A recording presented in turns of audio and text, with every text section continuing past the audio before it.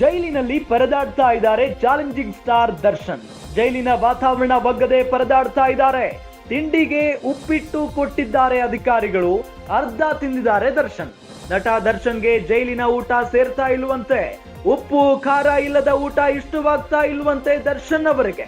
ಸೆಲ್ನಲ್ಲಿ ಯಾರೊಂದಿಗೂ ಮಾತನಾಡ್ತಾ ಇಲ್ವಂತೆ ದರ್ಶನ್ ಅವರು. ಕಾಫಿ ಕೊಟ್ಟಾಗ ಬೇಡ, ಬಿಸಿ ನೀರು ಬೇಕು ಅಂದಿದ್ದಾರೆ ದರ್ಶನ್. ಸೆಲ್ನಲ್ಲಿ ಯಾರೊಂದಿಗೂ ಮಾತನಾಡ್ತಾ ಇಲ್ಲ ನಟ ದರ್ಶನ್ ಅನ್ನೋದು ಗೊತ್ತಾಗ್ತಾ ಇದೆ. ಜೈಲಿನಲ್ಲಿ ಪರದಾಡ್ತಾ ಇದ್ದಾರೆ ಚಾಲೆಂಜಿಂಗ್ ಸ್ಟಾರ್ ದರ್ಶನ್. ಜೈಲಿನ ವಾತಾವರಣ ಬಗ್ಗದೆ ಪರದಾಡ್ತಾ ಇದ್ದಾರೆ. ಈಗ ತಿಂಡಿಗೆ ಉಪ್ಪಿಟ್ಟು ಕೊಟ್ಟಿದ್ದಾರೆ ಅಧಿಕಾರಿಗಳು, ಅರ್ಧ ತಿಂದು ಬಿಟ್ಟಿದ್ದಾರೆ. ನಟ ದರ್ಶನ್ಗೆ ಜೈಲಿನ ಊಟ ಸೇರ್ತಾ ಇಲ್ಲ ಅನ್ನೋದು ಗೊತ್ತಾಗ್ತಾ ಇದೆ. ಉಪ್ಪು ಖಾರ ಇಲ್ಲದ ಊಟ ಇಷ್ಟವಾಗ್ತಾ ಇಲ್ವಂತೆ. ಸೆಲ್ನಲ್ಲಿ ಯಾರೊಂದಿಗೂ ಮಾತನಾಡ್ತಾ ಇಲ್ವಂತೆ ದರ್ಶನ್. ಕಾಫಿ ಕೊಟ್ಟಾಗ ಬೇಡ, ಬಿಸಿ ನೀರು ಬೇಕು ಅಂತ ಕೇಳಿದಾರಂತೆ. ಸೆಲ್ನಲ್ಲಿ ಯಾರೊಂದಿಗೂ ಮಾತನಾಡ್ತಾ ಇಲ್ಲ. ದರ್ಶನ್ ಜೊತೆಗೆ ಮತ್ತೊಬ್ಬ ಆರೋಪಿಯೂ ಕೂಡ ಇದ್ದಾರೆ.